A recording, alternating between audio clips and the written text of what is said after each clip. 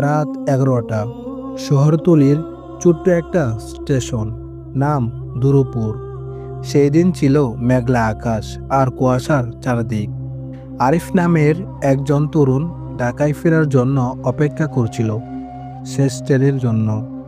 Station ফাঁকা, কেবল একজন বৃদ্ধ রেলগার্ড বারবার বলছিল, ছেলে, শেষ ট্রেন ধরিস না।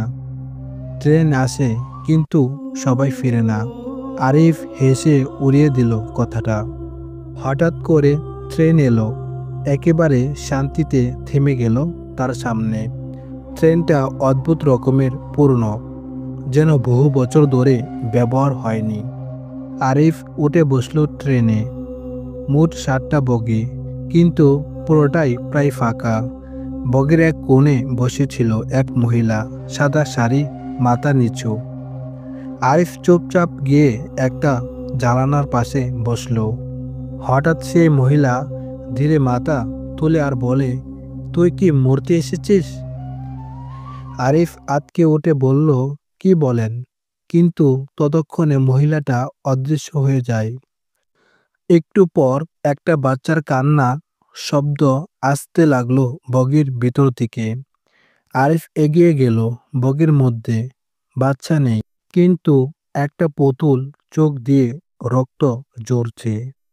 বগির আলো নিভে গেল হঠাৎ।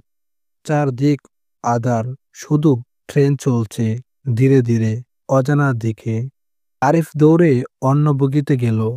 সেখানে দেখতে পেল কয়েকজন যাত্রী, কিন্তু তারা মুখহীন। সবাই চুপচাপ বসে আছে। কেউ চোখে রক্ত লাগিয়ে আছে, কেউ গলা কেটে হাসছে। একজন আত্মা সামনে এসে বলল, এই ট্রেন থেকে নামা যায় না।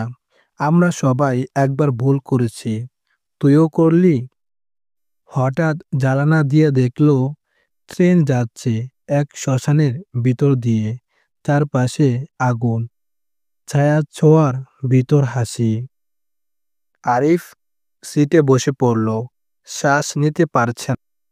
একটা আওয়াজ আসছে বারবার, তোর নাম লেখা ছিল আজকের জন্য। সে নিজের টিকিট বের করল। সেখানে সিট নম্বর মৃত্যু 13 লেখা।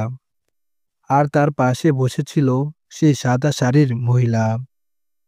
এবার দেখা গেল চোখ নেই, মুখে গর্ত, আর জিহ্বা ঝুলে আছে।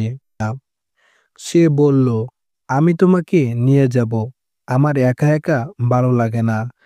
আরিফ তখনই দরজা ভেঙে লাফ দিল ট্রেন থেকে। সে হুঁশ ফিরে পেল একটা চারদিকে কুয়াশা, আর একটা কবরস্থানে সামনে সে বসে। কবরের গায়ে লেখা, আরিফ হোসেন, মৃত্যু আজকের তারিখ। সে চিৎকার করে উঠল, কিন্তু কেউ শুনল না। হঠাৎ পিছনে সেই বৃদ্ধ রেলগার্ড দাঁড়িয়ে বলল, আমি তো বলেছিলাম শেষ ট্রেন শুধু আত্মাদের হয়। গল্প এখানেই শেষ, কারণ আত্মার আত্মনাদ এখন তার মধ্যেও ছড়িয়ে গেছে।